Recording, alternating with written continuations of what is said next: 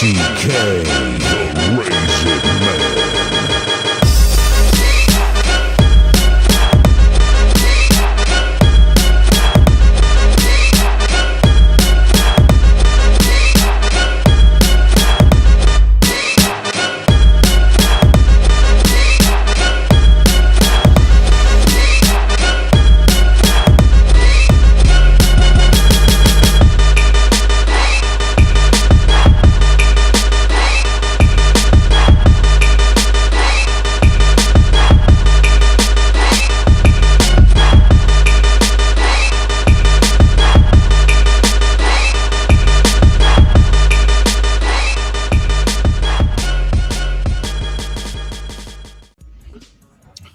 All right, we back.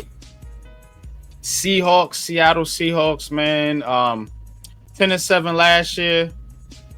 They got them a new quarterback. Mr. Sam Darnold. Geno Smith no longer there. Now a Raider. So we're gonna get into all that. But 10-7, this Seahawks team is in transition, of course. Moving on from the era of Russell Wilson and Pete Carroll. Now, trying to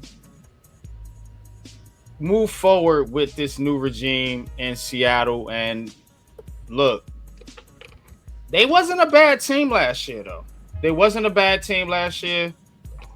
But what did you guys see out there on the field? And can this Seahawks team really contend for this division? You know, because I see the 49ers and I see the Cardinals and I see the Seahawks.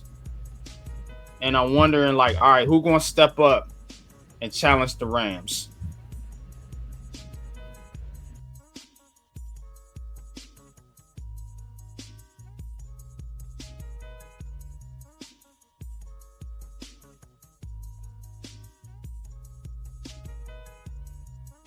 Our New York Giants, man. It was crazy, but the Seattle Seahawks, they've always been a tough team over there in the NFC West, man. They've always been playoff contenders, and last year it was the same, man. But they had a lot of things like injuries that happened. Kenneth Walker got injured for a little part of the season last year, and they were, when they found themselves, they were pretty doggone good. But this Seattle team, man, we're gonna see what they do this season. Last year just didn't work out the way that they wanted last year. They had, some hiccups and stuff, and it just didn't end well for them last year. But we'll see what they did this offseason to see if they can actually, compete, with the NFC West this year. As you saw, we did the Rams. Let's see if they could be a team that could compete with the Rams and the 49ers and the Cardinals this season after what happened to them this past offseason. And, Coach, elaborate a little bit more what they did last season as far as what they did on the field. Coach, let them know. Well, in terms of their offensive production points, they were 18th in the league, scoring 375 points. Defensively, they were 11th. At 300, giving up 368 points. Their simple ratings system was at 1.25, which is 15th, and the strength of schedule was at 0.84.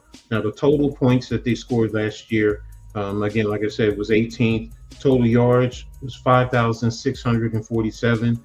Yards per play was 5.5. In terms of passing completions, they completed 413 in 593 attempts, 4,020 yards, 21 touchdowns, and 16 interceptions. Rushing-wise, they ran 383 times for 1,627 yards, 17 touchdowns, and a 4.2 average in terms of carries. League ranks in terms of points, they were 18th. Yards, they were 14th. Pass yards were 8th. Pass touchdowns were 20th. Pass interceptions, they were 25th. Now, the rush yards were at 28. Rushing touchdowns were at 11th. Defensively, they were 11th in points scored. Total yards was at 14. Pass yards was at 11. Pass touchdowns was at 17. Interceptions at 12. Rushing yards was ranked at 16th, and their touchdowns was very high They ranked at 4 in the league last year. So one key player, even though he's leaving, was Geno Smith. He had a very good season last year. Completed 407 passes in 578 attempts. His completion percentage 70.4. He threw for 4,320 yards, 21 touchdowns. This is what hurt them though, is the interception. So that's a key factor right there. So back to you guys. Yeah, man. So Geno was a key loss here. You know, came front. Geno Smith was definitely a key loss. But let's take a look at some of the other players that are no longer on the Seattle Seahawks. Joe, I'm not going to hold you. When you lose your number 1 and number 2 receiver, and DK Metcalf and Tyler Lockett and your starting quarterback, I don't know how your offense going to look. I am really intrigued to see what this roster looks like a little bit later, y'all, man, because in the tight end left, Pharaoh Brown. You lost George Fant and Stone Forsythe and Laken Tomlinson on the offensive line. Roy Robinson Harrison, man, the Giants snatching up all y'all players, man. Trey Brown left. Artie Burns gone. Oh, man, this ain't looking good for Seattle, y'all. Because I just want to know how you're going to replace your starting quarterback, starting number 1 wide receiver, and your number 2 wide receiver, and your tight end. And 2 starting... Well, 3 offensive linemen. Wait, I ain't even get to the defense, really. I'm going to let y'all tap into that, man. Talk about these losses, man. I don't know. Yeah, Look like man. they lost a lot to me. Yeah, Seattle lost a lot, man. One of the main losses was Geno Smith, if not the main loss. But you know me, man. I'm going to go with toughness all the time, man. And one of the main people I want to talk about they lost was DK Metcalf, man. DK Metcalf was a huge loss for the Seattle Seahawks, man. He was an enforcer. He was the guy that got the offense, you know, stimulated as far as being deep down the field, making those clutch catches over the middle of the field. Because who wants to hit that big sideboard coming over the middle of the field, man? So losing DK Metcalf, they traded him to the Steelers.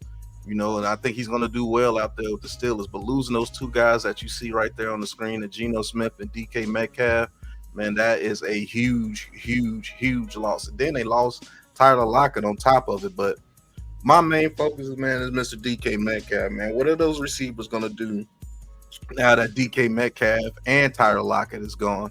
We're going to see what the Seahawks can do, man. And Geno Smith, you lost maybe 70% of your offense last year. You know, the only thing you got back is Kenneth Walker. So we're going to see what they do, man. But, Coach, talk to him, man, about these losses, bro. Yeah, I mean, good points in terms of the offensive side of the ball for the players that they lost. Bring up the list of guys again, please. I think the biggest one that I'm looking at is on the defensive line. Yeah, Roy Robinson Harris, because defensively, they were pretty decent, you know, overall in the league. You know, they were in the middle to the upper part of the league, rankings within the league. So, you know, and the biggest thing, you want to always take away the run. So, you know, Roy Robinson Harris is one of those guys who can definitely fit that mold in taking away the run, you know, defensively. Now, you want to talk about the offensive line and Fant and Tomlinson. Yeah, you know, that's key, especially, you know, you haven't, since you're losing Geno, that means you're going to be having a new quarterback. So, you know, anytime you lose players in the trenches, you know, y'all know me. I always talk about it. Can't harp on it enough. You know, normally I'm focused on the offensive line, but this one I'm a little bit more focused on the defensive line, because what do you do to line up someone next to Leonard Williams to be an impactful force on that defensive line? Yeah, man. But it's always two sides of the coin. Let's see who they added. Sam Darnold, the biggest one here, because you had to go out and replace Geno Smith. He signed a 3-year, $100.5 million deal with $55 million guaranteed. I don't know if Sam Darnold is a better quarterback than Geno Smith. So I don't think you're upgrading there at all. And B, you added Cooper Kupp. Let's talk about it. And Valdez Scantling. Is that equal to Metcalf and Lockett? No. So you got Darnold, and he gonna be throwing the ball. We're gonna look at the depth chart to Cooper Kupp and whoever you had there last year, and then Jigba and Valdez. I don't know, man. I like the addition of DeMarcus Lawrence and Jonathan Hankins. You needed to add to your defensive line, so definitely kudos there. Shaquille Griffin coming back in the secondary, but to me, man, I just don't think they did enough offensively, man, to replace what they lost. Bringing in Darnold, Drew Lock. We've seen him last year up close and personal with the Giants. Lord have mercy.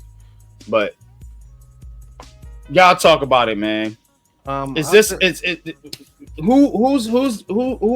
are they gonna? Who's gonna benefit here? With this team, man. Which one of these additions is key to you guys, and or which one do you like the most?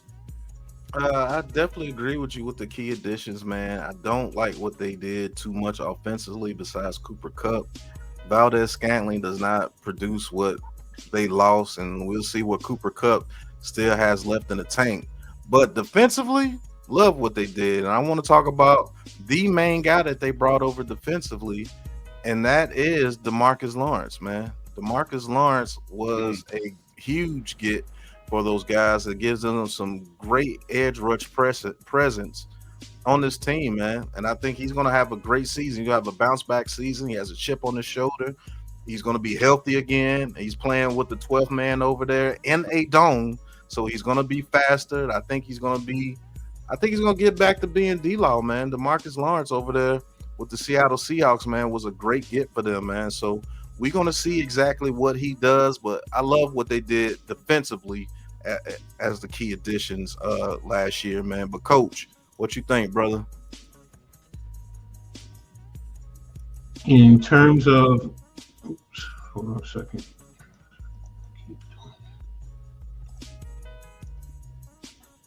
In terms of the key additions for Seattle,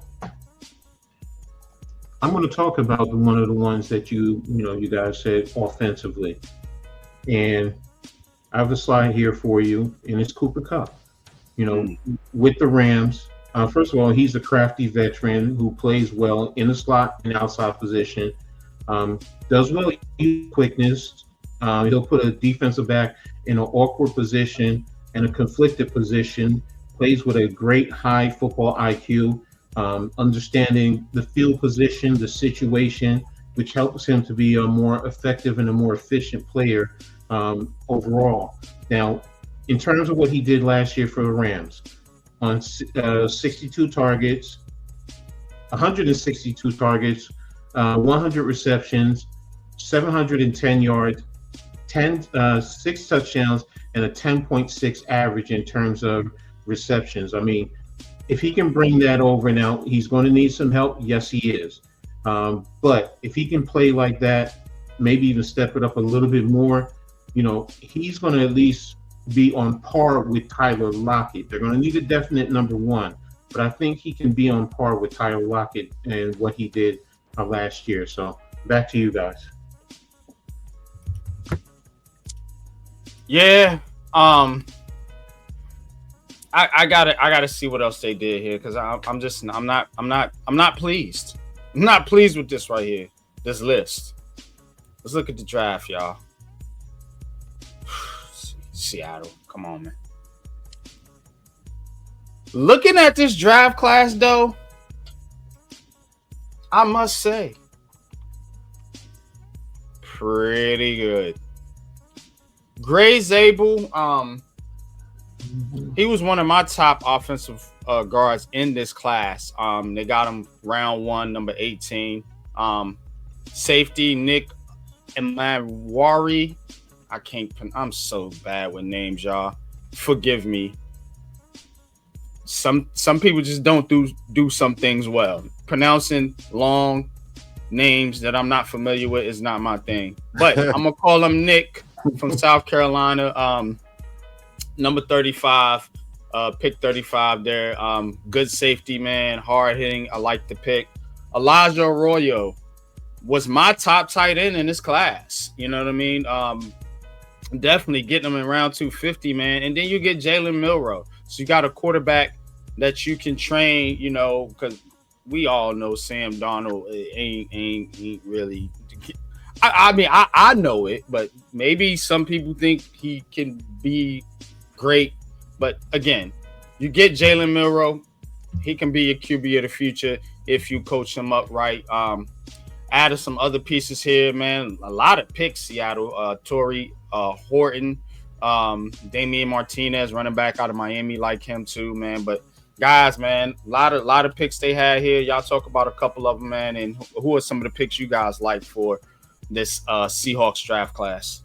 I actually love this Seahawks draft class with Gray Zabel in the first round, Nick Emmanwari out of South Carolina. Emmanwari, all right. Yeah, Elijah Arroyo, Jalen Milroe.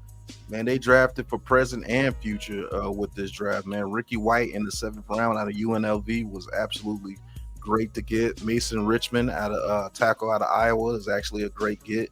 And Damian Martinez was a great get out of Miami. We gave him another power back. You know, Chardonnay gets dinged up again. But the guy that I liked the most was Elijah Arroyo, man. I like that pick for them. Hey, coach, you said they needed that number 1 receiver. It could be a number 1 tight end over there with the Seattle Seahawks, man, because he can do receiver. He can do whatever you need him to do. And he's a better blocker than given credit for. And, man, he has speed to burn. And I think he's going to, you know, continue on that lineage of Miami tight ends, man, going into the league, the Shockies, the Grahams, all those guys coming out of Miami, man, the Greg Olsons, all those guys. So I think he's going to handle that tradition well. And I think he's going to get a lot of targets over there in Seattle, to be honest with you. I think he's going to be turning to be their number 1 guy, man. But, Coach, what you think about the Seahawks draft here, man? You guys hit on a lot of the key guys, you know, and I agree with you 1,000%. One player who I'm intrigued by, one, because I've seen him play for a few years, but I like how he's being surrounded, is defensive tackle Riley Mills from Notre Dame. You know, you're going to give him the opportunity to develop, learn from veteran guys over there. He's going to understand how to play in the NFL, but he has some skill sets. He plays with a nice aggressiveness. He was taught well at Notre Dame. Notre Dame plays very good defense over there. So I love that fact that he's going to be there and he's going to develop, being around the guys that, you know, are there on that defensive line. So back to you guys. Yeah, like I said, man, Elijah Arroyo for me, that was the guy. Real quick though, man, talk about Jalen Milroe, fellas, because you know everybody want to hear about the quarterback. Talk about Jalen Milroe, man, and do you think this was the right fit for Jalen Milroe going into the NFL? Yeah, because he gets to sit behind a veteran and learn the system. And he brings a element that the Seahawks haven't had in a long time. Maybe Russell Wilson in the beginning of his career. Yeah, he was pretty dope, man. At Alabama, he just has to learn the system and learn how to do those layered throws. If he learns how to do those layered throws, he's gonna be all right over there in Seattle. Because with Cooper Kupp, he doesn't, have to be super accurate with a Cooper Kupp out there. And they have some receivers out there that can get the ball deep in Valdez Scantling. And don't sleep on Torrey Holton out of Colorado State. Big guy, 6'3", 6'4", could play in the slot when Cooper Kupp needs a break.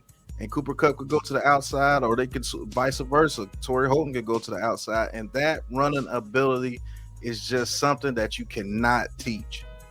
So when things break down out there in Seattle, they have a guy that can just take it to the house at any given time. He's gotten better with his deep ball. It's the intermediate to short passing game that you worry about with Jalen Milroe, being accurate on those out routes, being accurate on those post routes, being accurate on deep digs across the field. So he's going to have a chance to learn behind Sam Darnold, and we'll see. He might be the starter here soon with the Seattle Seahawks, man. But Coach, what you think? I've had my concerns about him, especially when he transitioned over to the new coaching staff. He had a little bit of the struggles because that was more of a pro style passing attack. But once he became comfortable, you saw how effective and efficient he was. And then you add his athleticism, down the road. Yes, you're right, Pat. He can become that type of quarterback that's really going to put defenses in great conflict. Because how do you defend him if he can get those intermediate passes down pat? So I'm with you 1,000%.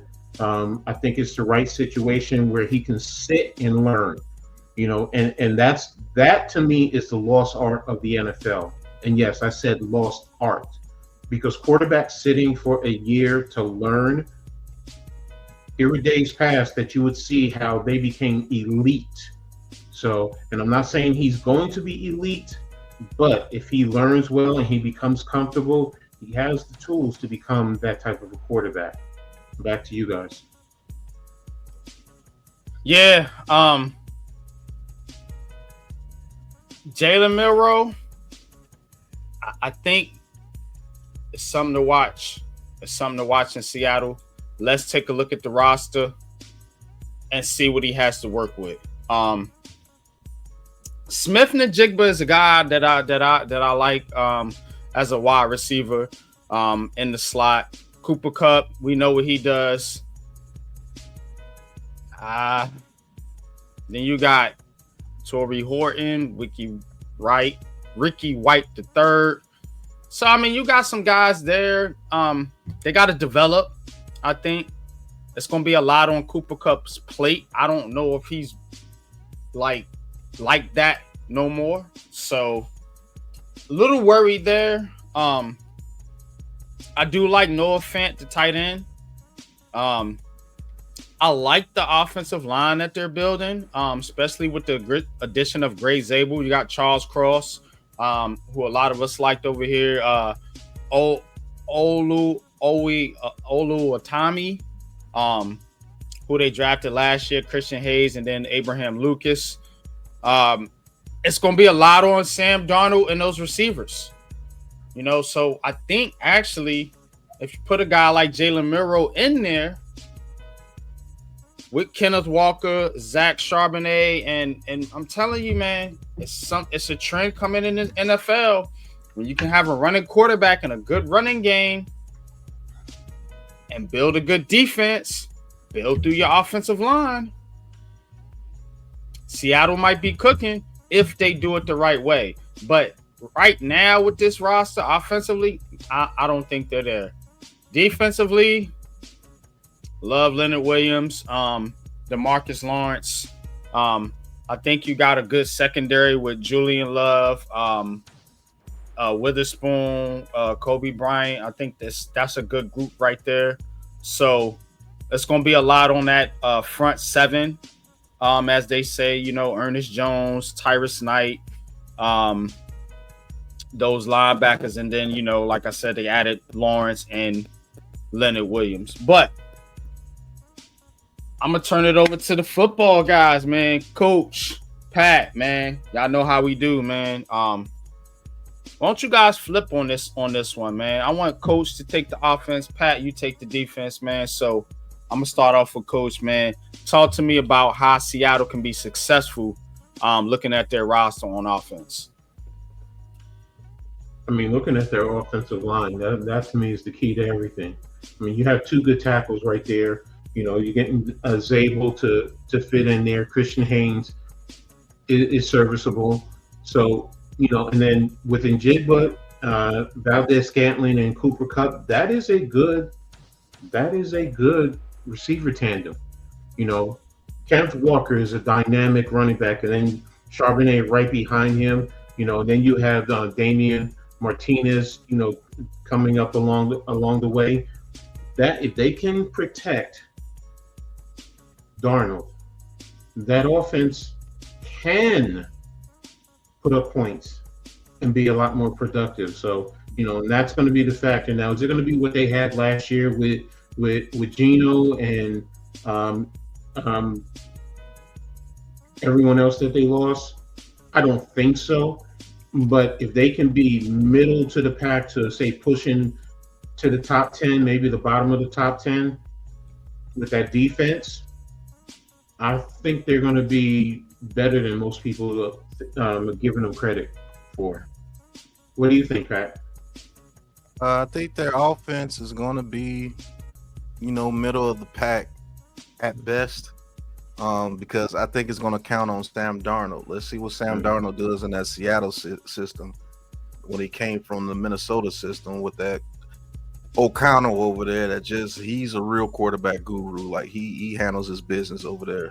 But to get to the defense, man, you got Big Cat Williams, Byron Murphy, Jaron Reed, and DeMarcus Lawrence on that defensive line. Let's get it. Let's get it. You know what I'm saying? Like that defensive line. Then you got Jonathan Hankins to come in to help out against the run. Riley Mills from Notre Dame, like you said, getting busy out there. I think he's going to have a heck of a time out there playing in Seattle. You know, you got Tyrese Knight and Ernest Jones, who's a very good middle linebacker, and Nawu, who's an absolute monster, getting towards the quarterback, and he flies all over the field. Then you got Josh Joby. He's pretty good. You know, Julian Love, shout out to Julian Love, solid safety. Kobe Bryant, not Kobe Bean Bryant, but Kobe Bryant from Kansas. Then you got, like I said, Julian Love. And then you got Reek Woolen and Witherspoon. This defense is legit, man. This defense will be able to keep them in a lot of games. So it's going to be up to Sam Darnold. Can you close out games for these guys? Can you make good passes and not turn over the ball with the Seattle team? Because if they don't turn over the ball and they give Kenneth Walker that ball and Charbonnet that ball and they're running up and down the field and they're putting up 20 to 24 points a game, it's going to be hard to beat the Seattle team, man. Yeah. They are super athletic on the defensive side of the ball. So I actually approve this roster except for Sam Darnold because I got to know what he is. I got to know what Sam Darnold is. He was a one-hit wonder over there with Minnesota. And when the onus was put on him, he showed that he saw ghost again when it came into the playoffs against the Rams. So I put that loss on Sam Darnold when the Minnesota lost to the Rams in the playoffs. That shouldn't have happened. But we'll see, man. But Sam Darnold is on you, bro. I promise you it's on you, and they will get rid of you very soon. And one thing before we go to their schedule, if Jalen Milroe is taught right, and you get that RPO with a Jalen Milroe with those guys over there, it will be a problem over there. Because, man, if you do guard up everything and he sees a slither of daylight, boom, he is gone. And that's going to be hard to stop because now your linebackers got to come up. So now get his deep ball right. Pause, but get him throwing those deep passes right to Valdez Scantling. That's what he does. And get him a number one receiver that he can trust. Yeah. I love doing these previews, man. The Seattle team is actually better than what I thought they would be as long as the quarterback position shows up because Jackson Smith-Njigba is over there with Cooper Kupp and Valdez Scantling. Ricky White coming in. Yeah, Torrey Horton. They're not that bad. They are not that bad. They can compete, but NYG Are they better than 7.5 though, fellas? Let's take a look at the schedule. 7.5. 7.5. Seattle won 10 games last year though, but they start off with San Francisco, Pittsburgh, 2 tough games off the bat. New Orleans, Arizona, Tampa. Arizona, we're going to get into them next. I think they're going to be an improved team. Tampa, division winner. Jacksonville, Houston.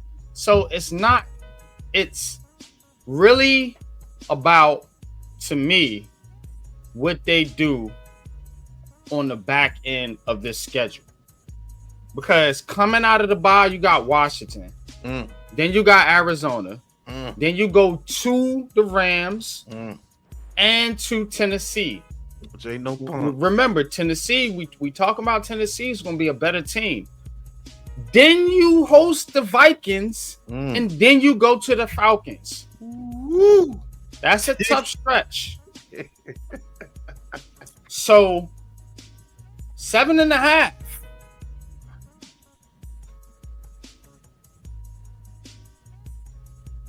This is a tough one, bro. Yeah, this one is tough. If they had a solid quarterback, I would say easily over. But Sam Darnold, I'm gonna go under, bro. I'm gonna go under. You gonna go under? I don't think they get to 8 games. No.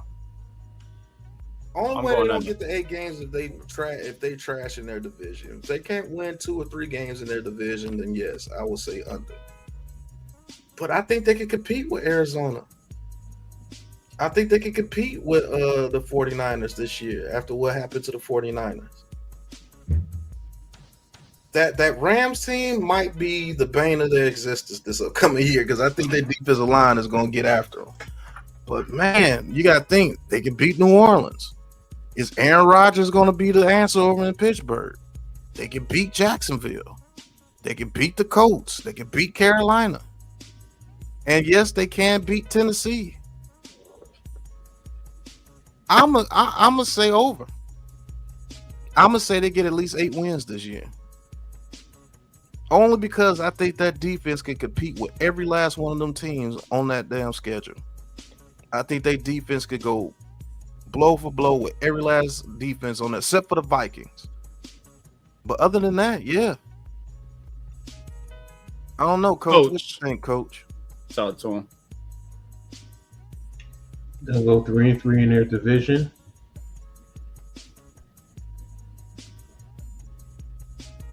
I'm going over. And I think they can win between 10 and 12 games. 10 and 12? Wow. Holy smokes. Here's the thing. You said it best. Give you the big screen on this one. You said it best that they can play with Pittsburgh. But some of the top teams outside of their division come to them. That's a long – people forget to go to that Northwest, like coming from Tampa. That's a flight. Mm-hmm. So that also travel can take certain teams. They can take the energy out of them. Minnesota comes to them. That's what, man, is something to deal with over there. Yeah, so it's. I'm looking at it, and if they go 3-3 in their division, which I think they will, I can see them getting 10 to 12 games. Who's the 3? Now that's contingent upon Sam Darnold, and I'm giving him the benefit of the doubt. I understand what happened in the playoffs and at the end of the season, but I'm thinking that, you know what? He might be able to do it, especially in the beginning, because the beginning of the season, bring up that schedule, Pat. The first game with Frisco is always a battle, but it's in Seattle. I give them that. I think they can beat Pittsburgh. I think they can beat New Orleans. Arizona, That one I don't think they can get. I think they can get Tampa Bay. I think they can get Jacksonville. I think they can get Houston. Washington, okay, that's tough. Arizona, I think they'll get that loss. See, they'll win their division games at home and they'll lose them on the road. Okay. So, Minnesota, some Tennessee, I think they can get. Minnesota, they're going to play their butts off because Sam Darnold has something to prove. Atlanta is a toss-up. Indianapolis, the Rams, and Carolina.